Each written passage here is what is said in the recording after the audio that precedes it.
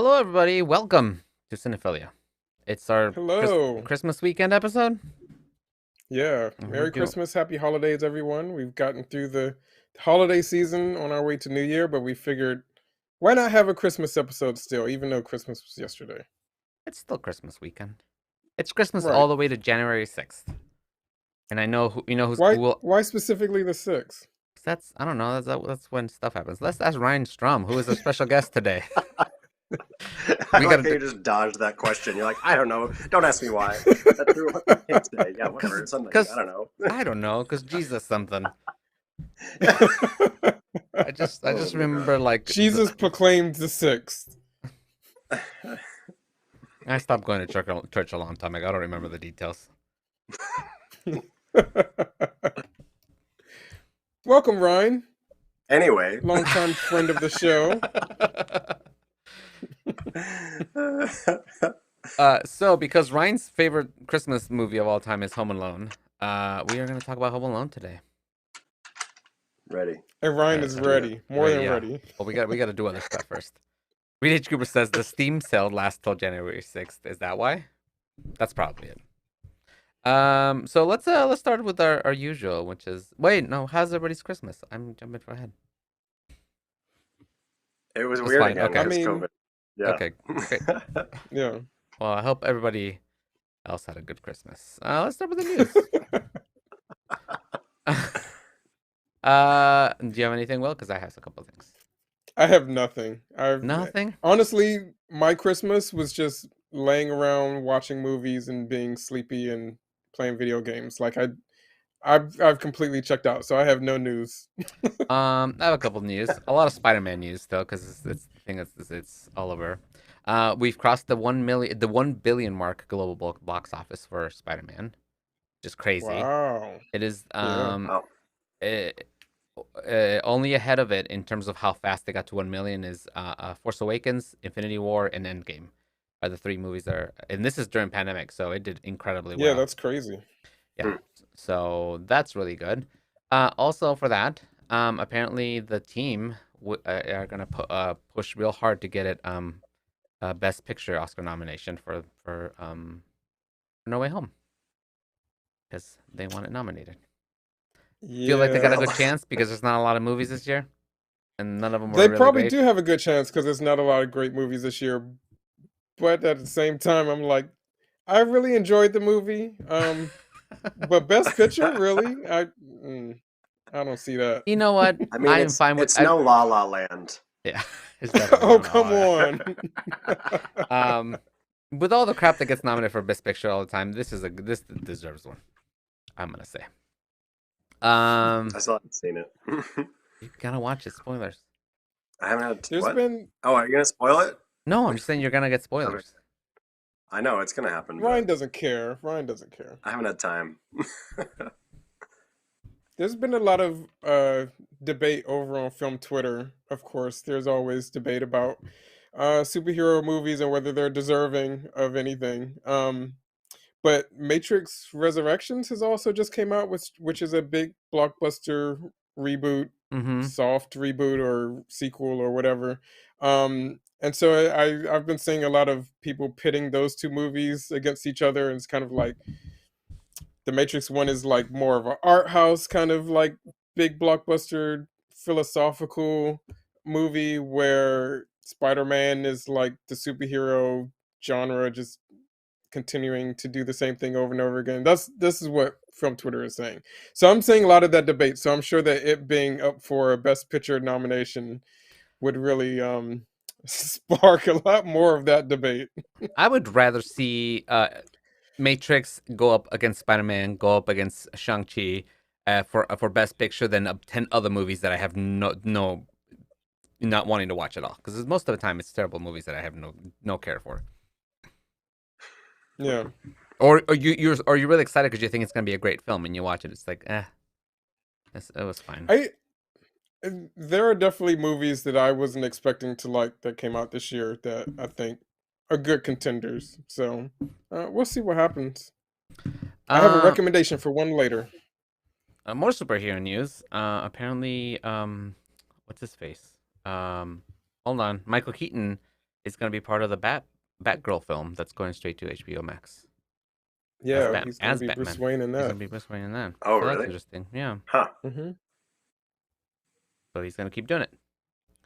That was kind of it. The other stuff is not that interesting. Oh, apparently, so one of the big things that just film people have been waiting for is a Blu-ray release, or an HD release of Cameron's The Abyss, which has not happened. There has never been an HD release. The last time it got a release was as a DVD release a while back. Yeah. And I think the only time it's been streaming, it went to HBO, I think, and it was like a really bad transfer. Like it was not. It was a so-so transfer. So he actually said that he just finished the transfer, and he's himself. It's been taking a long time because he's always doing a bunch of other stuff, but he wants to take care of this film himself instead of letting other people do it. So it's been transferred, and now he's gonna start working on it. That's a movie that my dad and I bonded over when I was little, so I'm kind of excited to see it in an updated transfer. Also, I'm in that movie. Are you? What? Oh, There's a moment at the very end of the movie where there's a reporter talking about the events that just unfolded, and the reporter's name is Will Tyler. oh. So I always say I'm in that movie. Oh, well, there you go. The Abyss might be getting. Oh, The Abyss. Well, H. Cooper said I cut out. The Abyss is James Cameron's The Abyss is hopefully getting a 4K Blu-ray release soonish. It's a good movie. I hope But it it's a good does movie. get Yeah, that and that would be a release. good movie to finally get in in HD, even just HD. Yeah. Yeah, news is kind of meh. Let's go on to trailers. The first Woohoo. trailer I have is Death on the Nile, which I think is kind of a sequel to the Orient Express movie that came out last year. Yeah. Oh. The So Poirot they're like loose sequel to it. So here it is. Ladies and gentlemen, please welcome the newlyweds, Mr. and Mrs. Simon Doyle. You must meet Hercule Poirot. My congratulations, madame. Merci. He's only the greatest detective alive. I suspect you invited me Mustache. for reasons other than the fun. We have the Karnak all to ourselves, a chef and enough champagne to fill the Nile. When you have money, no one is ever really your friend. It's too late to change events. It's time to face the consequence. Someone is dead. The crime is murder. Never again is what The you murderer is one of you. Were you aware of any grudges? Madame is used to getting what she wants. never again is what you I don't feel safe here. the time before. I don't feel safe with any of them. There are so many conflicting hates and jealousies. Oh, I like this. Did you see or hear anything? I did not trust her. I still don't. What did you do last night? You accused me of murder. He accuses everyone of murder. It is a problem, I admit. The murder was methodically planned. Find who did this. Is what You are mad. Can I not trust you? What do you want me to say? Someone else is dead. You lie in my face! Lock the doors!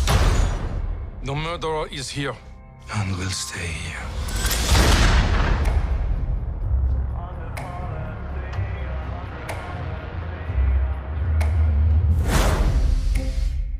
Mm. Yeah, that's kind of how I feel too. I can tell. You can tell it's one of those movies where the trailer makes it look really good and fast paced and exciting, but they kept cutting to the same beautiful scenes that are clearly like the same scene. Because it's all set on a boat. It's gonna be slow. It's gonna be boring, just like the Orient Express. Yeah. Yeah, And yeah, I'm a big fan of. Oh, go ahead. I say Reed. I meant the sequel, as in like they're like related to each other, as in like same production company, and they're treating it kind of like a series. Mm-hmm. Yeah. I'm a fan of Poirot, like as a character. I like the old Poirot series that used to be on television. I really enjoy that. And some of the other versions of the Poirot movies. But the Kenneth Branagh ones, I'm just not like the Murder on the Orient Express that he did was so not interesting at all. And I feel like this is just going to be more of that. Yeah. Mm-hmm. Yeah, I wasn't interested in this, but I don't know much about this one either. But this is big gold brick. Sorry, big gold brick. What? Big gold dick? Is that what you said? Yes, that's it.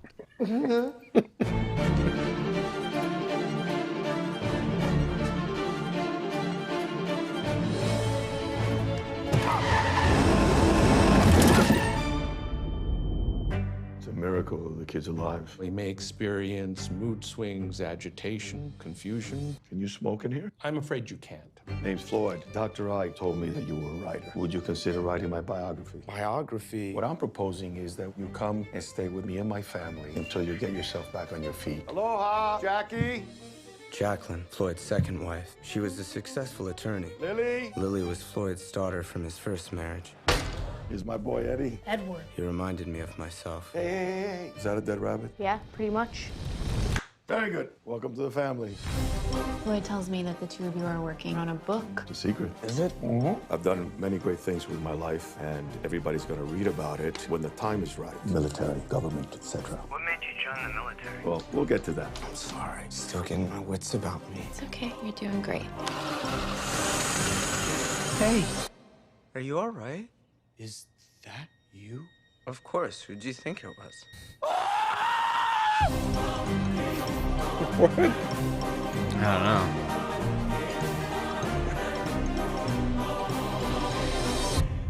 Floyd, I've been looking for you. Oh, thank you. Oh, that is Megan Fox. Yeah. I'm intrigued. Oh, there's a lot more where that came from. It's an interesting mix of actors.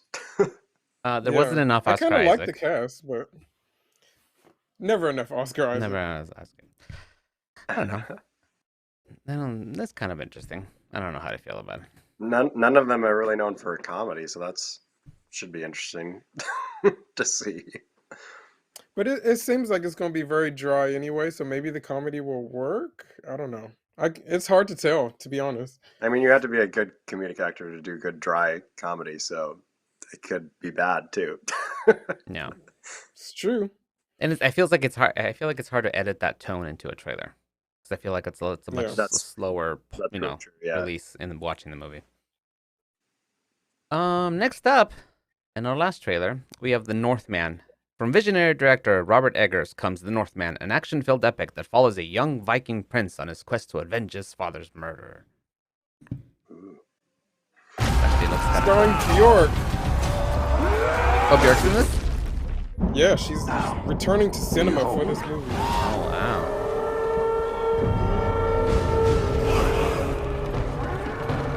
He's here. He's here. Is she playing the Viking? Here. The king, milady. The king. No, she plays a witch, of course. Your fate is set and you cannot escape it. How I've missed you, my son. One day this kingdom will be yours. Thank you, Father. My king. Oh, British Cooper says Bjork is in it because her best friend wrote it.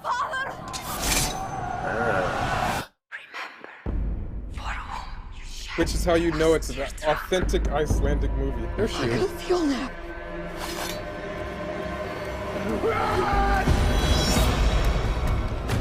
I will avenge you, Father! I will save you, Mother! I will kill you, Fiona! I will avenge you, father.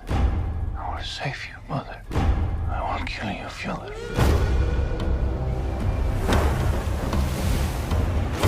Why would he stow away to such a hellish place? To find what was stolen from me. And what is that? The kingdom. You must choose between kindness for your kin or hate for your enemies. Your strength breaks men's bones. I have the cunning to break their minds. And night by night, we will carry out my pledge of vengeance. This cast. I will avenge you, Right? I will avenge you, Father. I will save you, Mother. I will save you, Mother. I will kill you, Father.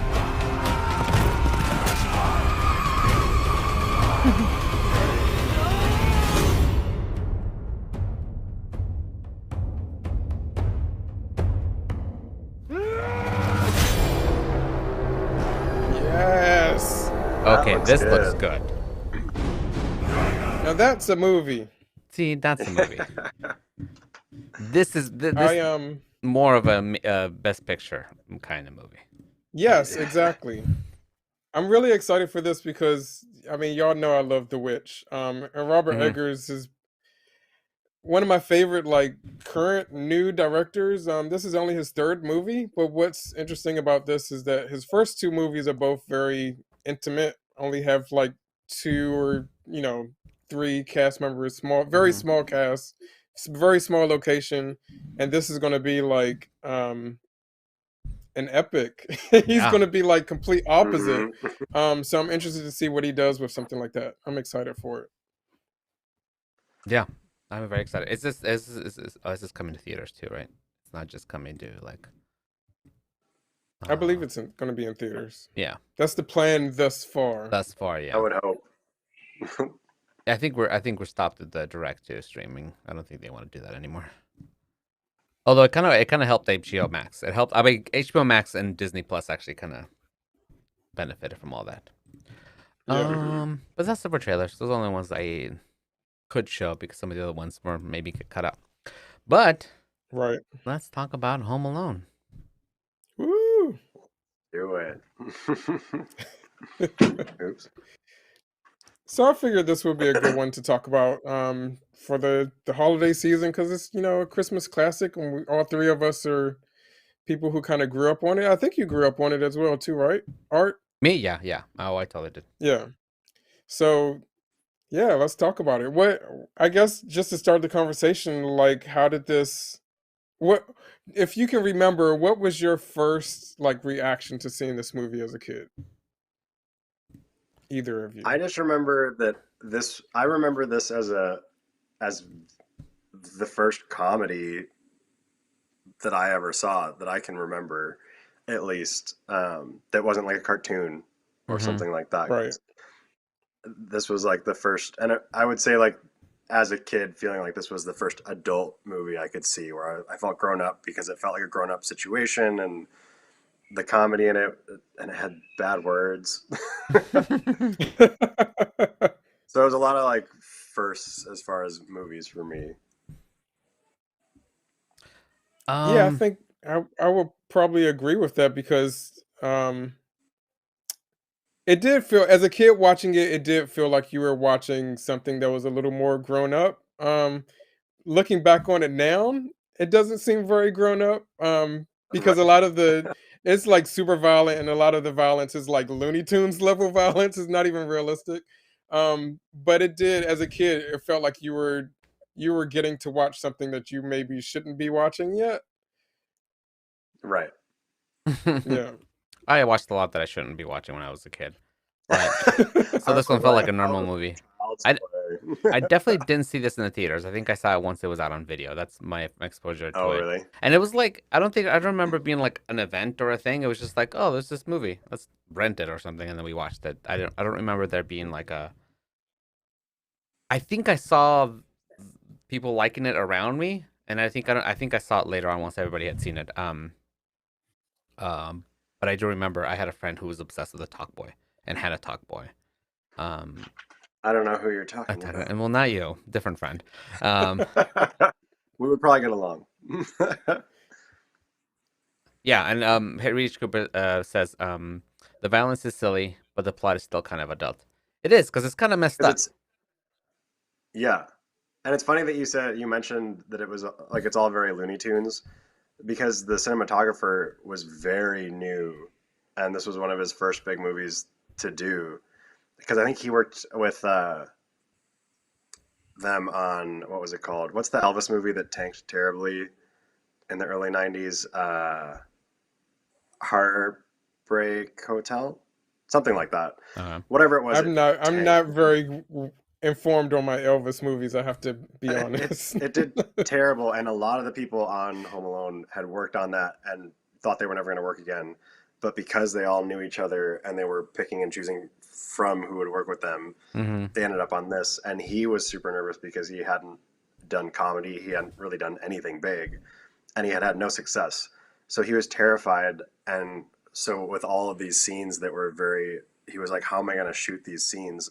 And he literally watched Looney Tunes to study up on how to make because he was like, as I was reading the script, I was like, this can end up being really terrifying, like bad, and scary for a kid. So he was trying to figure out how to make all the stuff not come off as an actual injury and stuff, which is why everything looks so Looney Tunes, because he literally was pulling stuff from Looney Tunes to make sure that it would still be fun. So much in this movie is like, if you just stop to think about it for a second, it's like super violent.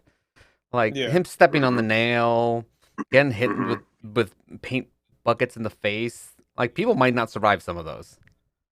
Oh yeah, absolutely. For sure. I do. So go ahead. I was just gonna say, because they went as far as to do like shot for shot, like when is it funniest to like if you zoom in on the foot and then you see the fall, or if you see the fall and then you see the, because when you watch the cuts, there's so many cuts with each actual action shot and stunt that, again, it's only funny if you see the right moments at the right times. And it's got the whoop and the little sound effects and stuff like that. One of the things that I do have, I have this love-hate relationship with Chris Columbus, who wrote this movie, and as much as I do hate a lot of his work, he's managed to do some. He directed it. He didn't. He directed it. That's right. He wrote. I was gonna say he wrote Gremlins. And so he's done things that I absolutely love, and then other things that I'm just like, I hate so much. So it's really weird for me to see, like, he's got all these movies that like have become like classics and become things that are like part of pop culture, and then somehow still not really, I wouldn't say like a successful director. In the industry he is, but I mean, as somebody who's looked up to, somebody who's respected in terms of being like a great filmmaker, he isn't. Well, I do think that Chris Columbus is in that same group of like directors that we talked about this when we had our Steven Spielberg episode, where we have these specific group of directors who kind of like shaped American film for a little while, and then I think Chris Columbus is a part of that, along with Steven Spielberg and George Lucas and all of these like late 80s, early 90s directors who kind of like, were a part of that. So I feel like Home Alone is like, for better or worse, it's like quintessential American film. It's one of those classic movies that kind of has shaped what we think of like Christmas movies, what we think of like kids movies. Because I go back, and I think it's been a couple years since I've actually watched it. Last time I watched it, I felt like it didn't really do much for me anymore. But I still have the nostalgia for it. I know Ryan's gonna come for me with that. You can stop talking.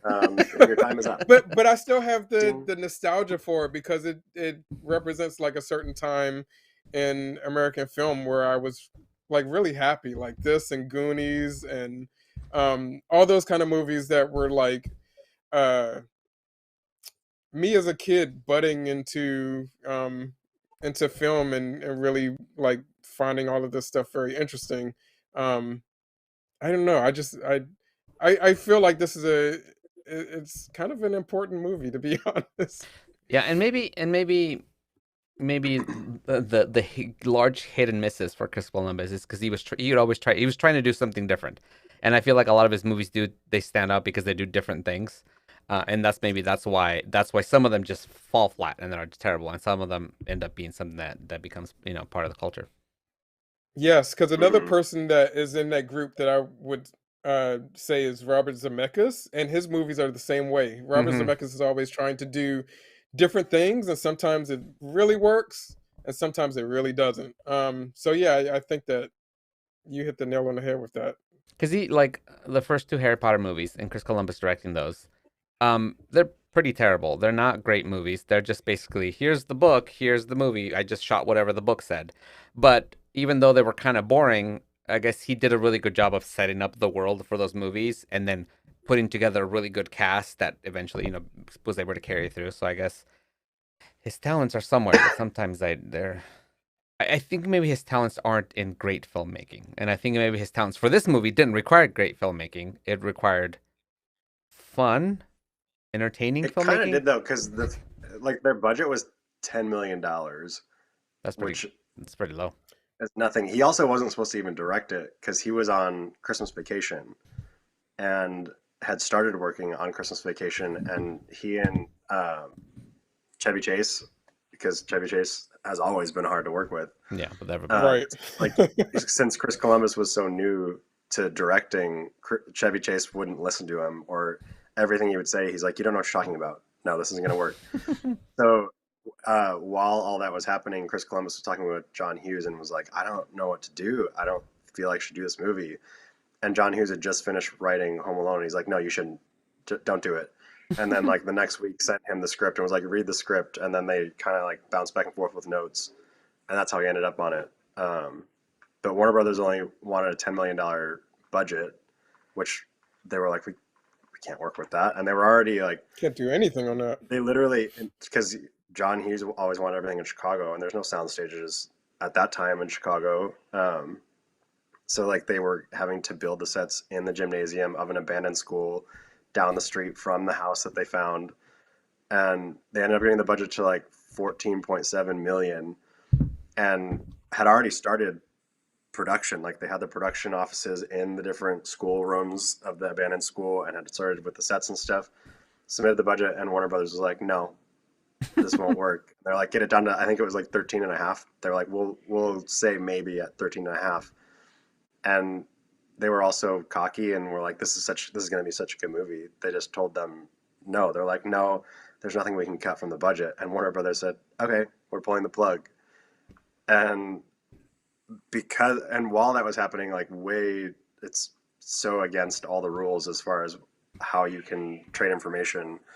But I think it was John Hughes had a meeting with someone. It was one of the executive producers at 20th Century Fox, and had lunch about it, and ended up giving him the script and was like, "Just read it," because they're like, "This concept sounds amazing." And they ended up saying, and the president also, they're like, we'll make the movie. And Warner Brothers hadn't officially fired anyone or officially pulled the plug, which is way like, you're not supposed to do that at all. So as Warner Brothers went room to room firing people, he went around room to room and being like, "Just kidding, 20th Century Fox, we're Fox production now. We're fine, keep working." And they ended up meeting each other at the end after he fired everyone and after he told everyone they weren't fired. And he was like, "What are you doing?" The guy from Warner Brothers. And he's like, "Oh, you're fired, and it's now a Fox production." And they never stopped working. And oh, wow. Because 20th Century Fox was like, "Oh, we can work with that budget. Absolutely." Interesting. So, but even with the increase in the budget, that's still like, it still wasn't a lot. Yeah. Yeah. So it's crazy what they ended up doing with what they had. Well, I'm curious because you brought up the fact that it was set in Chicago. What was it like? Because you're from Illinois. Like, what was it like in the area? Like knowing that when this movie came out, it became such a big deal. I don't think anyone expected it to be such a big deal, but it became Even a big deal, and it was like, Yeah, it was like a huge hit. So what was it like having like that location? Because like you said, there's no soundstage. They actually ended up shooting at this location, this house. Um, Mhm. what was it like having that location right there? I mean, as a kid, I didn't realize it was so close to where I was. But like I recognized O'Hare Airport, and that was, I think, again, the first time I think I ever saw something that I'm like, I've been there on Yeah. the big screen. So that was like a cool thing. And now I mean, it's still cool, I think, the fact that it's still there because the house is as much character as anyone in the movie, Yeah. which was one of the biggest jobs for the production designer and the scout locator to like find a house that had a personality because with any other house, it wouldn't be the same. So it is cool. Like I went last year, and there's tons of people that still come to the house every single year, and every location is there. The church is there, the house across the street's there. It all looks exactly the same for the most part. It's just cool. What did you try to do this year? What? What did you Oh, try to do this year? you had to bring this up. Airbnb. Of course. It was like a it was a ploy with Disney Plus, I think, and Airbnb where they were trying to promote the new Home Alone, even though it made no sense because there's no connection. It made no sense. And plus, it was a fundraiser for some sort of hospital or foundation or something like that. But they were putting up the Home Alone house on Airbnb for one night, and it was for $25. And they redid like the wallpaper because most of the movie wasn't shot in the house, but they basically duplicated the house as the set. So they put up the wallpaper that it looked like and redid everything so that at least the rooms that they were opening up to the public would look just like the movie again. So I sat on Airbnb for an hour and a half just to see if there would be an online queue, and I obviously did not get it. But one day I will get in that house. One day. I can't believe that was happening for $25. That doesn't I know. make any sense to me. I know. That's so low. None of it makes sense. Like the fact that none of it made sense. So was it just basically whoever got there first got Yeah. it? Which I mean, one person out of how many people are on Airbnb Yeah. and how many people want to get in that house? I was like, who got it? And Yeah. I'm irritated that I never found out who. It might be someone that didn't deserve it. They should have raffled it off or something. I know. They could have raffled it off Something, for or charity. Made a contest, or again, yeah, it could have been. They could have made a lot of money, even though somehow they did. I think. Also, the fact that the family that lives there, because it just sold within, I think, the last 5 years for, I think it was over $2 million. So this family, like, if you have that much money to buy a house, you got to get a lot of money to be willing to be like, sure, come put new wallpaper in my house and let strangers in my house for a night. Like, how much money did they get? Reed asks, if you did get in, whose room would you sleep in? Ooh, that's a tough question. Probably the parents, because again, I mean, I would say that because it looks the most Christmassy, but the whole house, like the production designer specifically made the only thing that wasn't red, green, or white in the house was the countertop in the kitchen was blue because they wanted it to feel so Christmassy, which I think is why it's such a Christmas classic. Is there's so many Christmas movies where you watch them and it doesn't really have the Christmas feel. It's got the Christmas like through line, but this one has the Christmas through line, the Christmas setting, the Christmas feeling, the Christmas music. It just feels so Christmassy, which is a big reason why I don't think any of the other, like the third, the fourth, and the fifth Home Alones didn't have any success. Because I feel like if at least if they used all the elements that made the first one successful, it could have at least been one of those where you're like, oh, I'll watch it. But they just took away one of the biggest special factors of the whole entire franchise, I think. So the answer was parents' house? Oh yeah, the parents' room. Parents' room. Yeah, I was gonna say the same because they look like they had the nice big bed. Yeah, although that attic looks nice and creepy, I would consider That that. That's what I was gonna say. I Yeah. was like, put me up in the attic away from everyone else. Like, just I feel Kevin walking up that extra flight of stairs, like just to get away from everyone. Just like, yeah, I'm That there. is a I'm with total you. Will moment. I hope I never see you again. um, when you were talking about how this movie is so Christmassy, you brought up Christmas music. And I have to say, like, the music in this is so good that I feel like even the original John Williams music for this movie has become like traditional Christmas music. It's just used Yeah. for the Christmas season all the time.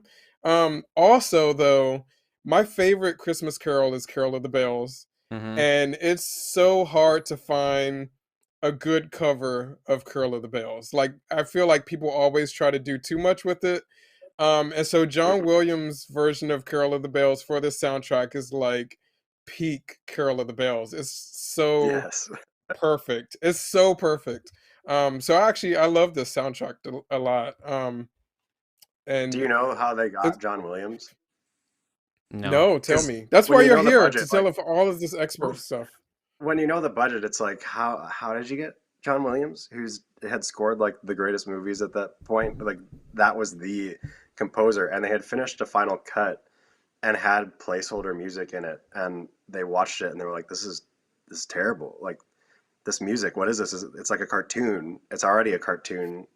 If you're watching just the visual, you can't have the cartoon music. They're like, it has to, if this is going to be like an actual successful movie, it has to be good. And just like joking, they're like, we should get John Williams. And they're like, can you imagine if John Williams would score this film? Like, oh my gosh, it would be so good. And no one really remembers how it happened, but somehow they got him a copy of the movie and were like, hey, watch this movie. And just wondering if he'd be interested. And he watched the movie and loved it and said, absolutely, I want to do this, yes. Oh wow. And agreed to do it. Because otherwise, there's no way they ever would have been able to afford him. Yeah, I was gonna say he must have taken Or like a huge pay cut. yeah, and just to even consider, like, to consider doing a movie like that would be like a hmm. And I mean, that's a big thing with all of the performers for the most part, because except for Joe Pesci, they got, but the Marv wasn't supposed to. Originally, they wanted Ken Parks. Is that his name? Am I right? What's that actor's name? I don't know. No, You're the expert. You're telling us. Dan Stern. Dan Stern. They originally wanted him, and then they were like, "This is how much time it'll be. This is how much money it'll be." And he was like, "Okay." And then they realized they were going to need longer, and so they said, "Oh, it's actually going to be this long, but you're going to get paid the same." And at the time, he was doing pretty well, and he was like, "No, I'm not doing that." So he walked away. So then they were trying to panic, trying to figure who else would work well. And who did they get? They got they were considering John Lovitz, which I can't even imagine John Lovitz. I love would John have been Lovitz, but I interesting. can't picture that. They were also considering Robert De Niro, which would have been interesting. But they ended up with Dan Roebuck. Dan Roebuck. And it actually got all the way to the point of they were going to start filming, and they started doing just chemistry reads and test shots, and they were like, this doesn't work. This isn't going to work. Yeah. And they ended up convincing Dan Stern to come back. And that was because I think they were able to give him more money once they got the increased budget with Fox. Because otherwise, I just can't picture. There's no one else I can really picture because they worked so well together. Because they had worked on another film together too, so it had like a chemistry already, and it just worked. But yeah. Yeah, I mean, I feel like all these little pieces had to fall in to make it that classic. Like definitely the John Williams, because there's so much of the character of this movie is the music, and these actors that had really good chemistry with each other, because they all did. Mm-hmm. And the other funny actor story is John Candy. I mean, again, how are you going to afford John Candy?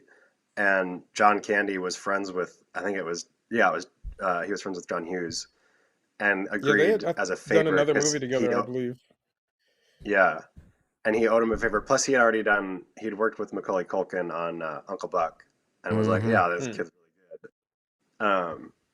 But he owed John Hughes a favor and was like, okay, I'll do 1 day of filming. So they did a 23-hour day of shooting, to which John Candy kept looking and being like, this isn't what I meant. But they did all of his scenes in a 23-hour period, and then let him do some improv because everything else was so tight that it had to stay to book. But the truck scene, they let him, because he and Catherine O'Hara used to do improv together in Canada, and they're like, CTV. I don't even know. Yep.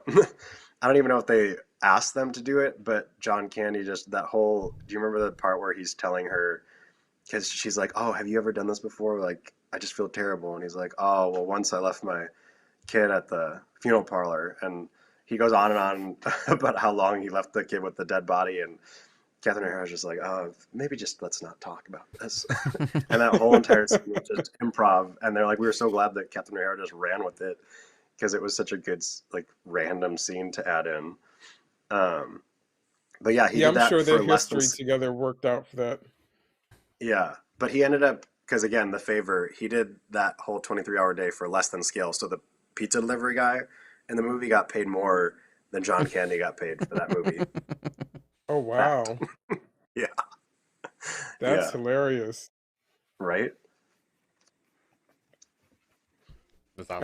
Catherine O'Hara in this movie, since she's been brought up, I feel like I fell in love with Catherine O'Hara as a kid because of 3 movies, and it was this, Nightmare Before Christmas, and Beetlejuice. Like that trifecta was like, I love Catherine O'Hara for the rest of my life. And she's just, since then has gotten even better and has been doing so much good stuff lately, even, that I'm glad so many other people are fans of hers too. But she is such a bad mother. Yeah. In this movie. Oh my God. And then in the sequel, like, how are you leaving your kid alone this much? Yeah, how did she not go to jail after this? Both parents. Yeah. And how the police are just like, no, yeah, your kid's gonna be fine. It's gonna be good. Everything's great. I remember I don't know if it was around the same time. It was in enough of this time period that I was young. And I remember on the news, there was a group of kids that the family left, like the 2 parents left them at home to go on vacation. Yeah. And just left them there. And I remember being like a huge news thing. And I remember in my mind being like, oh my gosh, it can really happen. And it was kind of like terrifying, but exciting at the same time, where I was like, what would I do? Exciting. I think that's the key word, that it was exciting, like, for a kid, because I think that this movie definitely is a child fantasy film. Like, I think that's why we're okay with, like, some of the plot holes, like, don't make sense, but we're okay to overlook them because it's not a realistic movie. It's definitely like a fantasy come true for a kid to be stuck in the home alone, not to be left by their family, like, that really hurts. but Right. but to be able to be like the person in charge of the house, you can do whatever you want, you can eat whatever you want, you can run around, Go to the and then go you to the can grocery also store, be right, everything, and then you can also be the hero and protect the house, and you can, like, be as super violent to these creeps as you want to be, with, like, no regard for any kind of penalty or anything like that. So it's like, as a kid, I said I watched it recently and wasn't, like, into it, but I can totally see how this movie still speaks to kids. Like, it doesn't speak to me as an adult, but kids definitely could watch this and just, like, be able to live out a dream that they actually can't live out in real life, Right.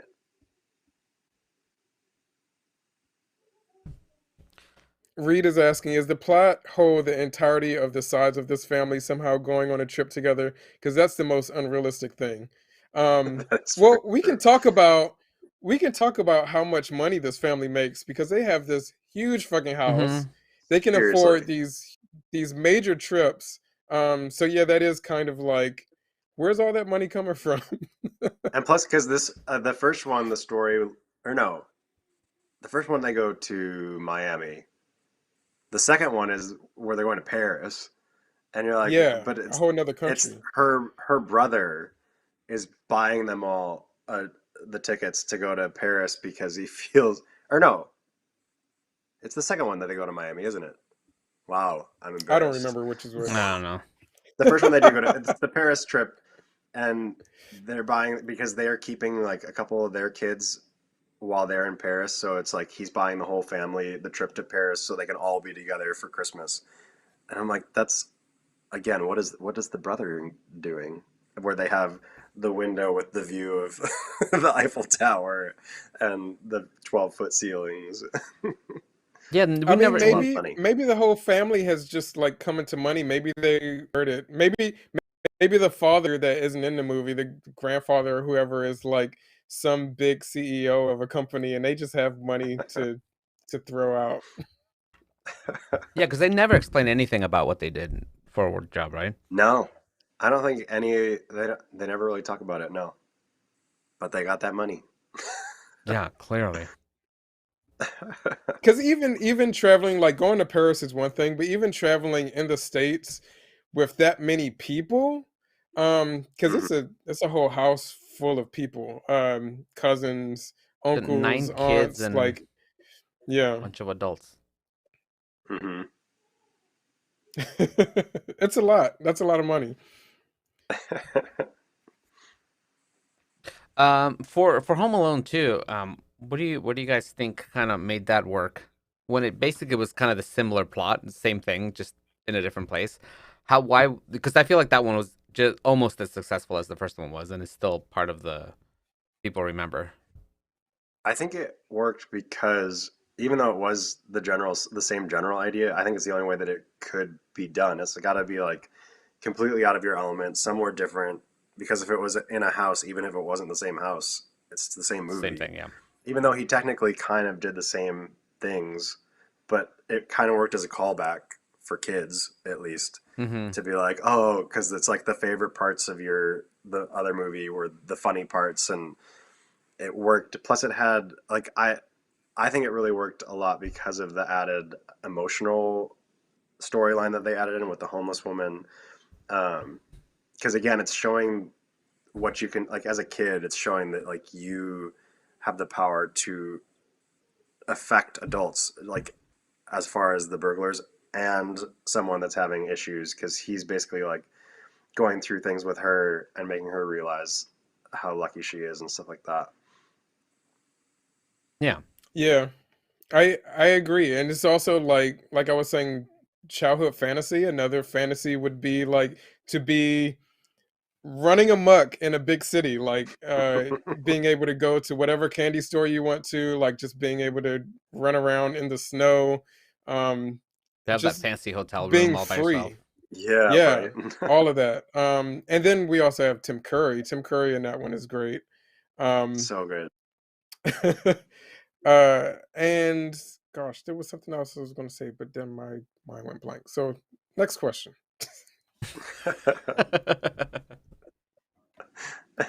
So let's talk about the other ones, the 3, 4, and 5, Um, which only Ryan have seen. That I don't think Will and I have bothered to look I into them. have I've seen 3 Okay. a long time ago. I have not seen 4, and I haven't watched the new one. But I remember 3 being pretty awful, and me not wanting to see the rest of them after that. yeah. The problem, because 3 out of the 3 new ones had the most potential because John Hughes wrote it at least. Um, and I'm guessing the only thing I can guess is that the production company threw a bunch of things where they're like, add this element and we want this. Because it was a very like overly 90s movie where that feeling, like everything felt so dated. Whereas I feel like with Home Alone 1 and 2, even though like the clothes are dated and stuff like that, it kind of looks timeless as far as the way they shot it and Mm-hmm. the locations they used. Watching it doesn't scream like this is what time period it was in. I don't think. And I Because think again, especially. I think in general, movies that are like more 80s like have sort of had stood the test of time. They stood the test of time a little bit better. I think it's a decade that I guess we're all fans of, so they don't feel as dated as like 90s movies, which have a very strong 90s vibe that is not great. Mm-hmm. And I think the biggest problem with the new one was the actors.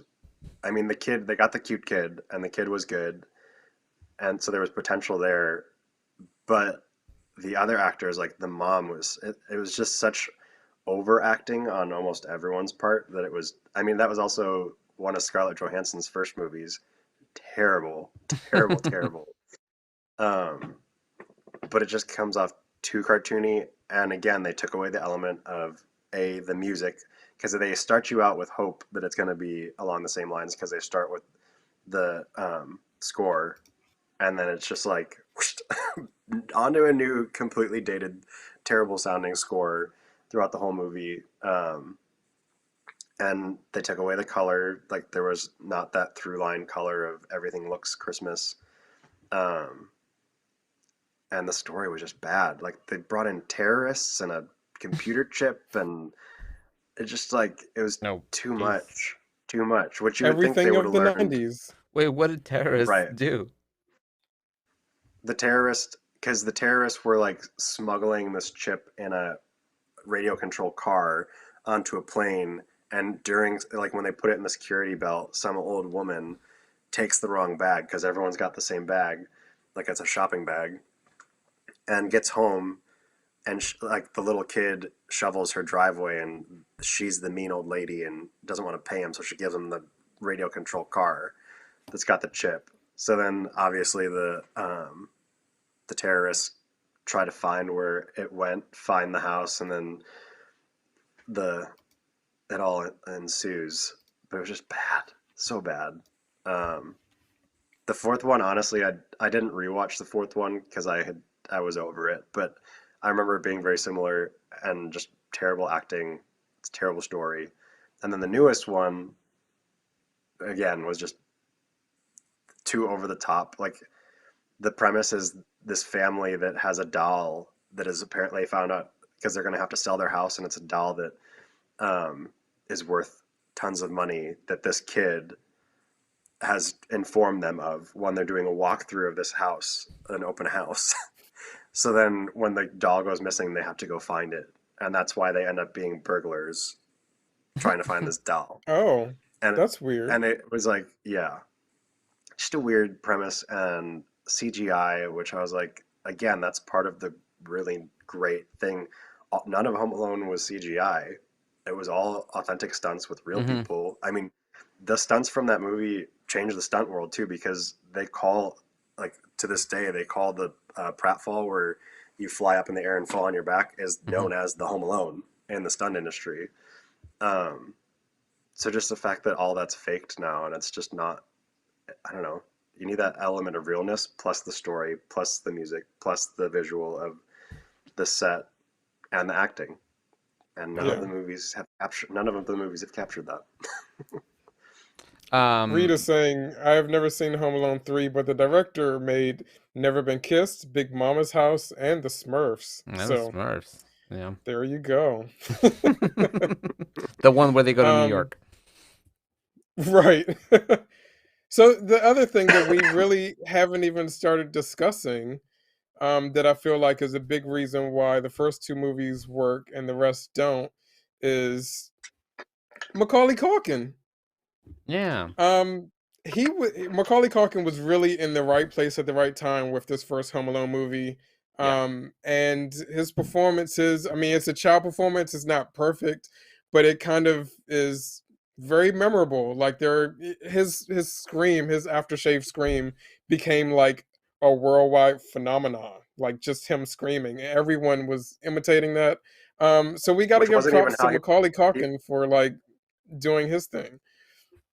He wasn't even directed to do it like that. They wanted him to do the like, and then have a beat, and then scream. And when he did it the first time, he did the and they were like, "Oh my god, that's it! so much better. Yeah.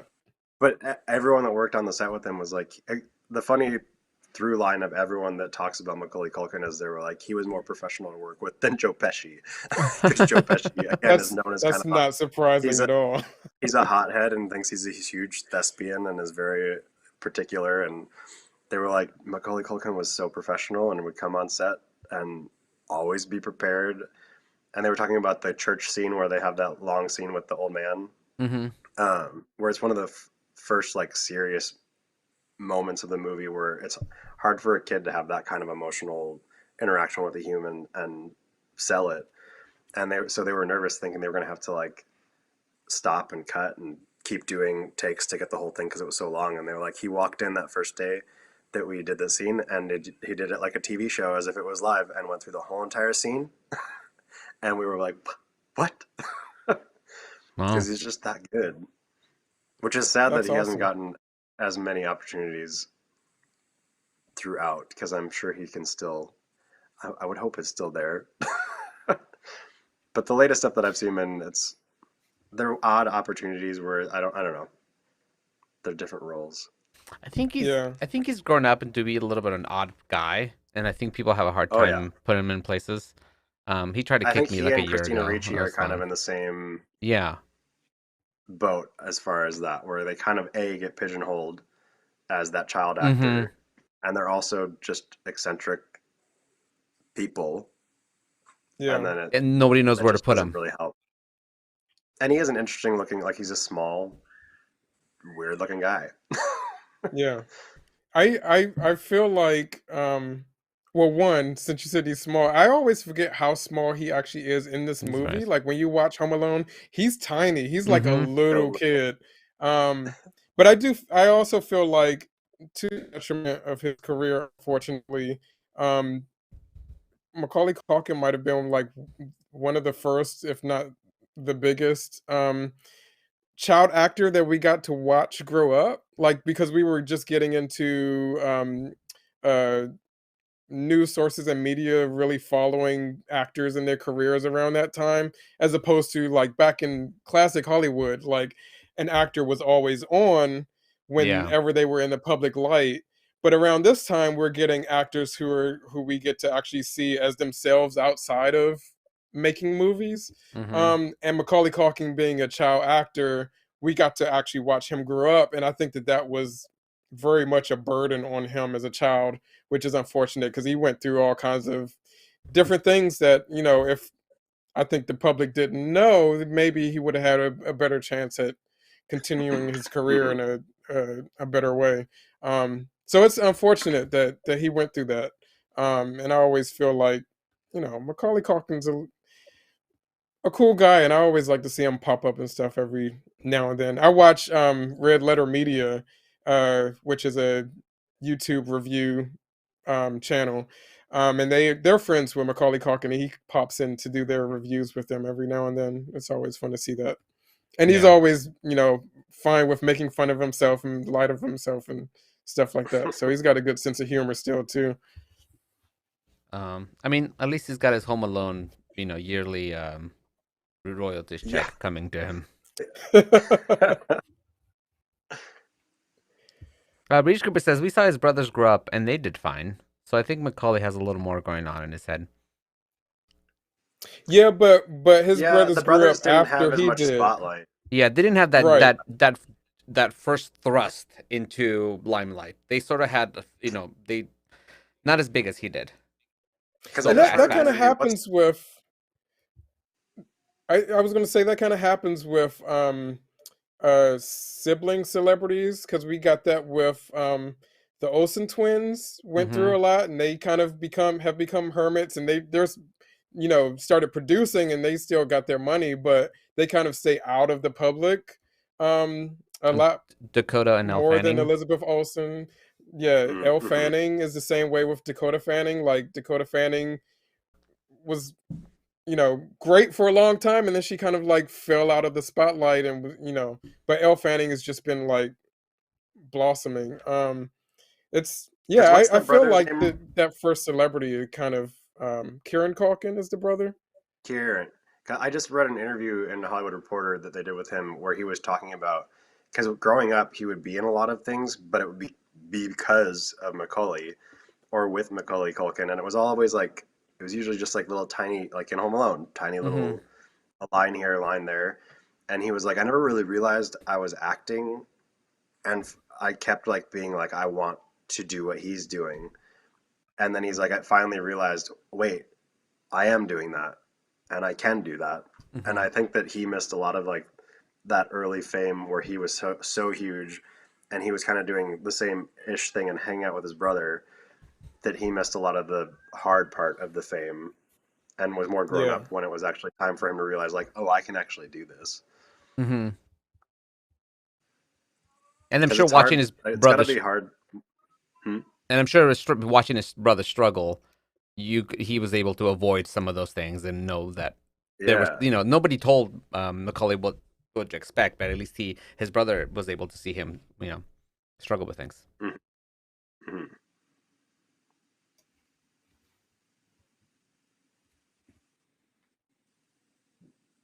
So, blink, blink. But yeah, it was. I think all of us were reading the chat, and it just got really quiet.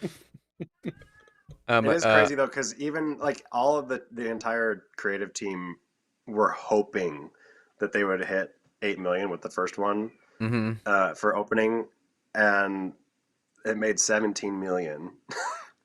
And then that was just the first week, and then they were number one for over 14 weeks, which at that time the only other movies that had done that were Star Wars and E.T.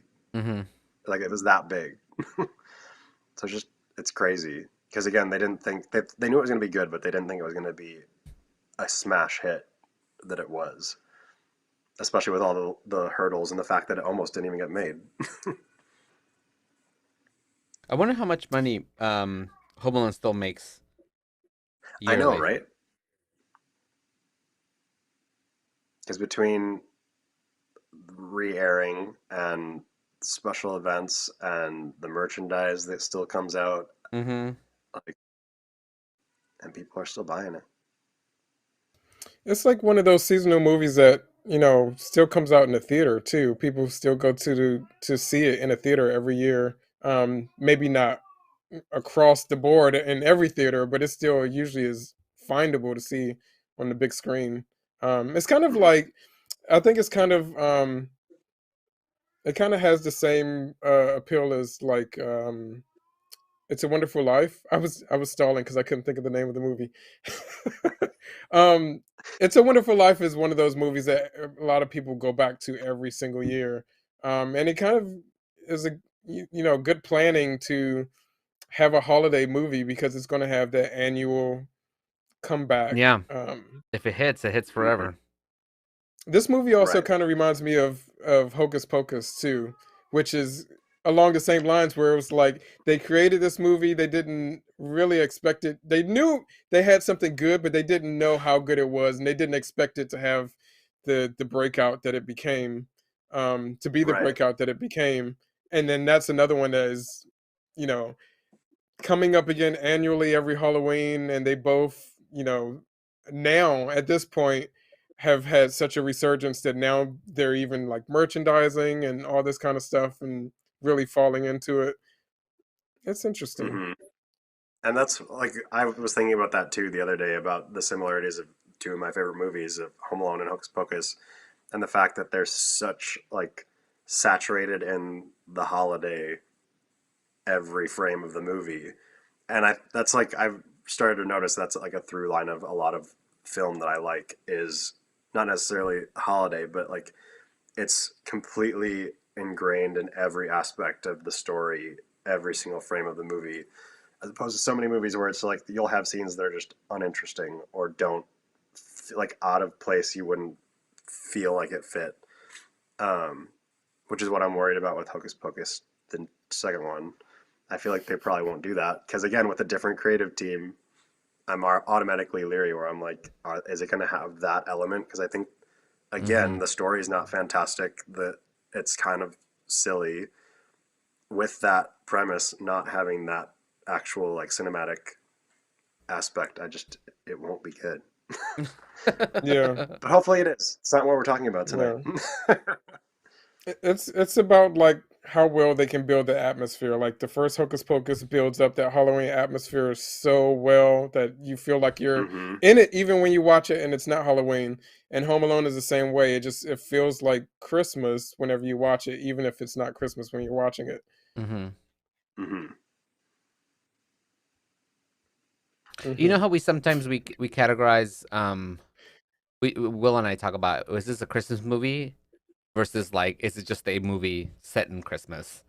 Yeah. Um, how does this one? Because I'm unsure how this one lands, because it feels a little Uh, fuzzy to me. yeah, this is one that I think you can say either way is 100% correct because as a standalone movie, I could see that being a successful movie, not as a holiday, like not released as a holiday movie. But it's got such the Christmas element that it's obviously like Mm. one of the most Christmas movies I've ever seen. And do you think if they had let's say set this as a summer vacation rather than a Christmas vacation, would it had the same No, feeling? Would it have been as successful? I don't think so. No. Mm-mm. It needed to be attached to the Um, holiday.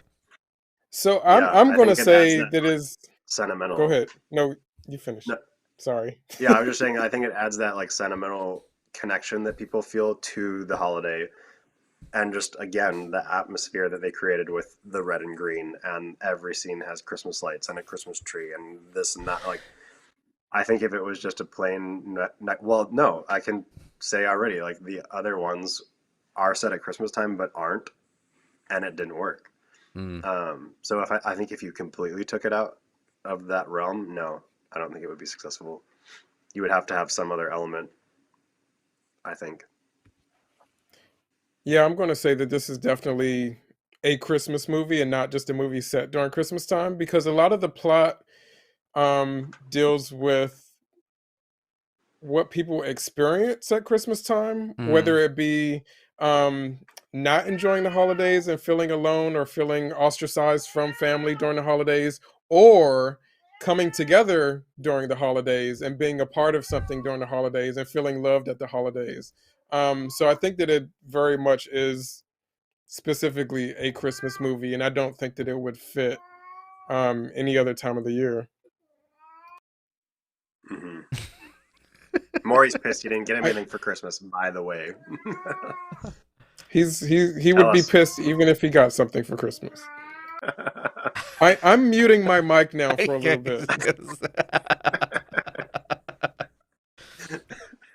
Well, so far Chaplin's been behaving. Yeah, she's been super quiet. She's sleeping. Oh, okay, good.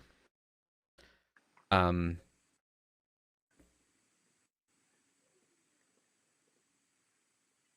Trying good to think night, what else we everybody. could talk about. Yeah, I don't know that. I feel like we hit all a bunch of really good spots. There's one other interesting tidbit I can say about it Yes. is because again the cinematographer was so new. Basically everything he was doing was experimenting. So he came up with an idea he called it the chicken shit camera, and every single take, especially with the stunt scenes, he was just like, let's just have a backup camera that's always filming from a random angle, just so that like we're definitely going to catch something that we can use.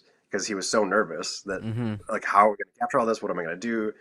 Um, and as they started doing that, they started to realize watching the dailies that those were the best takes because it would be like an up from above angle and all those things. So then they started to get really gutsy because the camera was technically an extra camera. So they started to do crazy stuff like swing it from a rope when the scene where you go into like their vision of going into the wall and throwing the camera down the laundry chute and he was like, we ended up getting the coolest shots that really had never been done because we didn't care about the camera. We were just trying to get weird shots as like, again, it was just supposed to be the backup camera. Yeah. Does is there anybody particular who was credited for creating all the like the stunts or the pranks that he did, or is that kind of It was basically the stunt men. They were like, "This is what we want. This is what you're gonna do." and everyone said that every single time they would do a take, they would all look away from the monitor after it happened and be like, "Are they okay?" Because the stunt guys just didn't care. They were like, "Yeah," they're like, "Do this and fall on your back." And I mean, if you know any stuntmen, that they're usually just like, "Oh, they'll do it," and they'll just. I mean, most of them have training of how to do it safely, but these guys were like, "Yeah, we hadn't really experienced a lot of the kind of stuff we were doing, but we were just like, we'll go for it." And listening to her talk about it, it's hilarious because they're just like, "Yeah, like." I was just like, "Yeah, I'm just gonna go for it," and then everyone would panic, and I'd be like, "I'm fine," because they were really like, especially the ones where you watch them on the stairs where they slip and fall, and he's literally falling on his back. Yeah, it's crazy. The fact that they walked away from that movie is a miracle. One of the other fun things I remember about this movie is that the movie that Kevin watches, that he's watching, that he uses to scare the robbers, and which for a long time a lot of people thought it was a real movie, but it's just it was shot specifically for this movie. It's just it's not a real movie, which would have been cool if it was, but it wasn't. It was just something they made for this film. I remember not realizing that until like many years later after the second one. As a grown up watching the second one, Same. I kind of like watched and was like, wait a minute, because it's the actress that seems too current as far as just like vocal and her physicality, and I was like, something about that doesn't feel real, and that's when I googled it, and I was like, all these years I thought it was a real movie, because the first one they did such a good job of making it look like that time period, and the actor had like the vocal qualities of an actor from that time period, and just a cool little extra detail that they did. I'm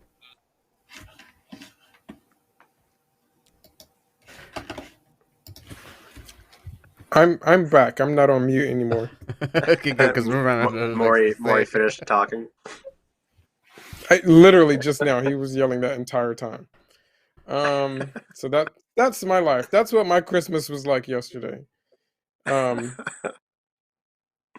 Yeah, but I don't know what else needs to be said about Home Alone. It's a classic traditional Christmas movie. Yeah, I don't watch it every single year. It's not my Batman Returns, but I still have like deep nostalgia for it. You watch it more than once a year, don't you? You probably watch it a few I will times. say that this is both of them are my go-to feel-good movie as far as like if I'm having a bad day, or if like this movie is guaranteed to put me in a good mood or better mood, and it's something that I can watch over and over and not get sick of. Is this your Christmas movie? Like if you were gonna watch one movie, is that? Mm-hmm. How about I only you? have one choice. If I have one choice for a Christmas movie, it's actually not Batman Returns, because I love that movie and I watch that even not on Christmas. But for me, Christmas is not official until I see every single Muppet slip on the icy patch. That a Muppet Family Christmas. Muppet Family Christmas is the one that I have to watch every Christmas. That's my Christmas movie. I think mine was Christmas Story for a long time, and it still kind of is. But I think love that one. I think I've grown to love Muppets Christmas Carol much more, and that is a definite for me.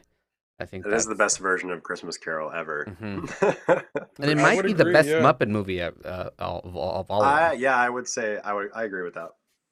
I don't agree with that. I said might. I love Muppet Christmas Carol, but peak Muppet is Great Muppet Caper. Yeah, I still think I'm going with Christmas Carol.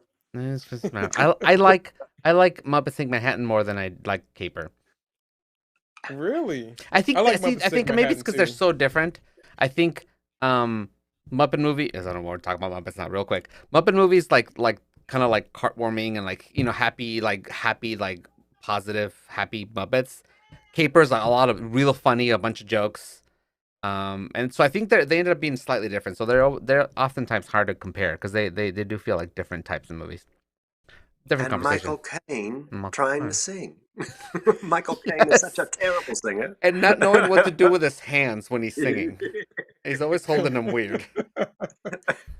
He should have had a hand performer like the rest of the Muppets. Yes. They should have Can just you puppeteered imagine his this hands. Rita Cooper says, my Christmas movie is Christmas Evil, but I don't watch it every Christmas. And Terrence says, mine is Jingle All the Way. Oh, yes. I love that movie. Or Year Without a Santa Claus. What's Year Without a Santa Claus? Oh, it's one of the claymation ones. Oh, Have you not seen that okay, one? yeah. Like the Rudolph. It's Yeah. the The year where Rankin there's no Bass Santa. movies. Yeah, I do love those. Maybe we should have an episode where we talk about the Muppet movies, because we haven't done that. We can argue about what movies are the best Muppet movies. Yeah, we haven't had that specific. We've talked about the Muppets a lot on this show, but we have not had that specific episode. True. We can have that episode. Yeah, we should have that episode. Okay. Well, I think we're gonna wrap it up there on Home Alone, because we're tangenting into other things. But do you guys have any recommendations for people this week? I do. I have a controversial recommendation because I know a lot of people on Twitter have already said they don't like it. And Reed H. Cooper in the chat has already said tonight that he's not sure how he feels about it. But Don't Look Up on Netflix, I watched yesterday and I thoroughly enjoyed it. Like, I was surprised. I watched 2 movies yesterday, one of which, that one, I went in with low expectations and really enjoyed. And the other one, Matrix Resurrections, I went in with high expectations and did not enjoy. So there it is. Well then. Do you guys have recommendations? Mine's like a take it with a grain of salt recommendation. I enjoyed Nightmare Alley, but I'm still not complete. I need to see it a second time to fully know if I visually I recommend it. I'll say that. It's not what I expected. Visually, it's beautiful. Yeah. Yes. So I've been reading the Star Wars High Republic books, which is the new era. That's basically the Disney era of Star Wars, which is set 200 years before the current Star Wars happens. And the books aren't great, but I've been kind of really into them because I feel like I'm seeing some different stories that aren't related to the same Star Wars that we've seen forever, and it's still kind of Star Warsy. And they're starting. I feel like there's little nuggets of like really interesting things, and then of Jedi questioning things, all like super Star Wars nerd stuff. So, I feel like you have to read more than one to kind of start getting the sense of what the world is and kind of what they're trying to build. Because they're trying to build this thing with all the books connect to each other a little bit, or the stories overlap a little bit. So if you read one book, it'll reference events of this other book, and everything that's been happening so far is this one gigantic event happens, and it's kind of part of all the books and stuff. So it's been neat kind of seeing that kind of get put together. Again, if you just only read the first book, which is the Light of the Jedi, I think, it's not that great, but it sort of world builds and it sets up the world, just like what's happening. And then as the books go, they delve more into specific characters and specific adventures that's happening. So that's what I've been doing. I'm on like the 3rd book I've read. Yeah, I'm on the 3rd book I've read. Yeah, and Reed Cooper says in the comics seem important in that series too. So it's more of a Star Wars nerd thing. Just if you're into it, I would give it a little bit of a chance because I feel like they're building some cool stuff. But that's it. And next week we're doing Spider-Man, right? Yeah. Speaking of nerd stuff, we're gonna be Spider-Man No Way Homing next week. That was a full weird spoilers. Sentence. Full spoilers. Full spoilers. All of There's them. a lot to talk about with this movie. Yeah, so that should be fun. Yeah. Reach Cooper says it's going to be a video game too. They just announced a High Republic game that looks really pretty. But yeah, we'll be back next week with Spider-Man No Way Home. So make sure you guys have watched it before you watch the show, because you should watch it before we talk about it. And if nothing else, anybody has anything else? No. I have everybody. nothing. Well, we will Cinephilia later. Cinephilia later. Bye.